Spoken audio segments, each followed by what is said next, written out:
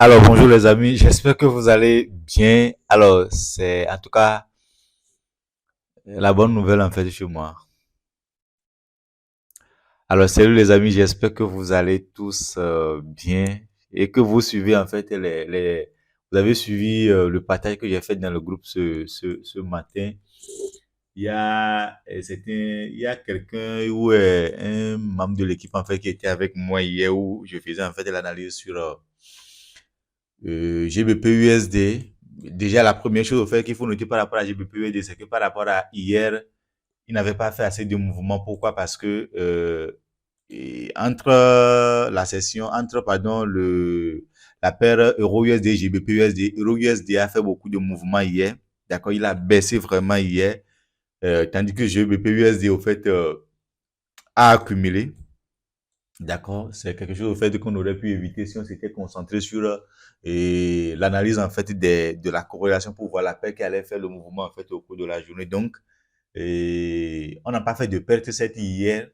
Donc, je pense que hier on avait pris les positions dans les parages ici, quelque chose comme ça. Et hier nuit en fait, le marché était dans les le marché, au fait, était arrivé ici et il a commencé un retracement jusque dans la zone là. Et puis, je suis sorti. Voilà, je suis sorti parce que je me dis peut-être il pouvait par exemple casser la zone là, comment dire, la nuit pendant qu'on serait en train de dormir. Maintenant, ce matin, quand je me suis réveillé, en fait, qu'est-ce que je vois? Qu'est-ce que je vois quand je me suis réveillé? Nous sommes en fait en M15, d'accord? Nous sommes en M15 et puis le marché a fait quoi? Le marché fait un high ici, donc il y a un low, un nouveau high, et puis on vient de casser, n'est-ce pas, ce low-là. Et ici, pour moi, en fait, je savais quand même que c'était une zone de liquidité. Donc, qu'est-ce que j'ai fait? J'ai tracé tout simplement, en fait, cette zone-là que vous voyez ici. Voilà, cette zone-là que vous voyez ici. Et ce matin, euh, je vois en fait que le marché vient de s'ouvrir. Je vais activer mon indicateur de trading de session pour derrière même appuyer la séance d'hier nuit que j'ai fait avec certains. Dans la session asiatique ici, le prix vient de faire quoi? De prendre le high de la session asiatique et je descends en M. On est en M5 même. Si on veut, on peut rester juste sur M5 et je vais vous montrer quelque chose. Vous allez voir que quoi? Vous allez voir que le prix a fait ici un low, pardon, un high, et puis un low, un nouveau high, et puis il casse. Ce qui est intéressant, c'est quoi? C'est que le high, en fait, ici, c'est juste au fait une prise de liquidité que le prix a faite. D'accord? Et nous savons que, donc, que la bougie, en fait, qui a pris la liquidité, elle devient tout simplement notre zone, au fait, intéressante. D'accord? Il devient notre zone intéressante. Et quand on va, par exemple, en M1, on peut encore filtrer. On voit que quoi? En M1, par exemple, on a en fait la bougie qui est ici, là, en fait, avec de l'imbalance juste en dessous. D'accord? Avec de l'imbalance en dessous. Et qu'est-ce qu'on remarque? Le prix revient en fait sur la zone. Et vous allez voir que les types d'entrées que j'ai expliqué hier, on avait un low ici, on avait un high. La même liquidité a encore été prise ici avec la mèche et puis le prix se clôture encore en dessous. Donc, on prend notre position, on met notre stop loss juste au-dessus de la zone comme ça. Et le TP, c'est notre dernier lot. D'accord? Le dernier lot, en fait, ici comme ça. Voilà. Aujourd'hui, il faut être honnête, en fait, j'ai été sage. Pourquoi? Parce que, bon, voilà, j'ai mis mon TP, en fait, là, on a un risque reward de 1,8. Ok, on a un risque reward de 1,8. Et ça, là, par exemple, quand je vous montre, en fait, le compte, bon, je devais sortir, hein, je vais sortir, je vais clôturer, en fait, la position, mais je tenais quand même à vous le montrer. J'ai pris, en fait, plus d'une position, sur en tout cas, voilà, je vais fermer. Voilà, j'ai pris plus d'une position en fait ici. Et en toute honnêteté, j'avais clôturé plus de 1% en fait du capital déjà ici. D'accord? Donc, c'est juste pour vous montrer en fait comment vous auriez pu, n'est-ce pas, en combinant en fait la session asiatique qui est ici. Vous voyez? Donc, on ne fait pas un buy ou un sell parce que le prix a pris un high ou un low ou bien le prix a pris tout simplement de la liquidité. On fait au fait un buy ou un sell parce que après avoir pris la liquidité, le prix est tombé sur une zone en fait de potentiel d'achat ou de vente. Vous allez remarquer quoi? Vous allez remarquer que le mouvement en fait que nous avons là, par exemple, pourquoi le prix essaye en fait de se renverser ici? Parce que d'abord, quand je vais en M15, qu'est-ce que nous avons? Quand je vais en M15, nous avons par exemple cette zone-là en réalité. Pourquoi? Parce que vous allez voir que, n'oubliez pas, en fait, nous étions en train de trader quoi? Un pullback. Il y avait un BOS ici. euh, BOS, voilà. Il y avait un BOS qui était là. Donc, du coup, ça, là, en fait, le mouvement, en fait, c'est un pullback. Le prix vient donc de prendre, par exemple, le lot, là. Ça voudrait dire en réalité que on peut chercher même un achat, en fait, dans la zone ici. OK? Quand vous ne décortiquez pas, en fait, la structure comme ça, qu'est-ce qui peut se passer? Ben, il peut se passer, en fait, que, par exemple, ici, j'étais en gain, le marché, en fait, en train de monter. Je vais penser que nous sommes en train de faire tout simplement un retracement. Or, le prix vient juste de réagir sur une zone de POI. Et vous voyez, il y a encore une traîne d'année en fait sur lequel en fait il tombe et que qu'est-ce qui va se passer? Le prix peut potentiellement en fait continuer sa hausse. OK?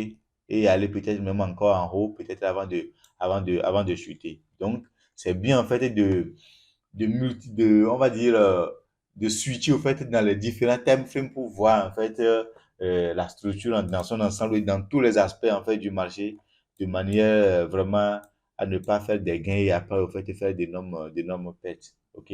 Donc voilà ce que j'ai voulu partager avec vous ce matin. C'est la même chose au fait qu'on a sur Euro USD.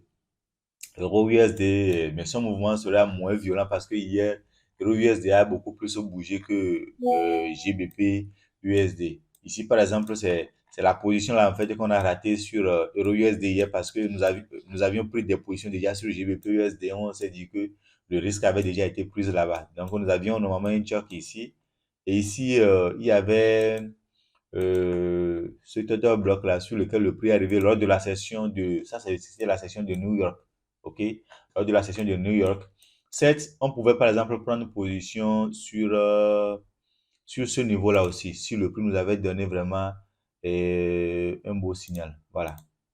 D'accord? Pourquoi? Parce qu'il y avait de la liquidité des équales high que nous avions ici. Donc, c'était de la liquidité que le prix pouvait prendre, par exemple, et se renverser. Sauf que quand il est arrivé, il n'a pas donné un signal. Donc, c'est ici, en fait, que nous avons eu le signal. On a un high, un low, un nouveau high.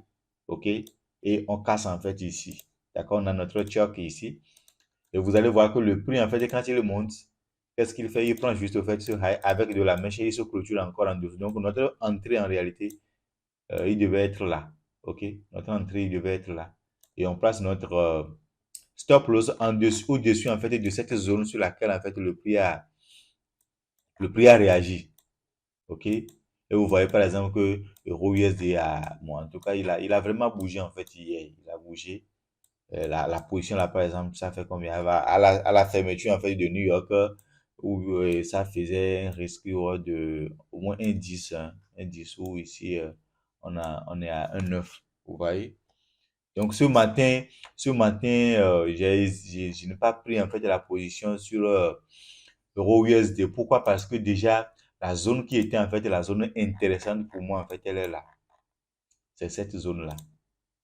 C'était la zone qui était intéressante pour moi. Mais je savais quand même que la zone était composée de cette bougie quand même. OK?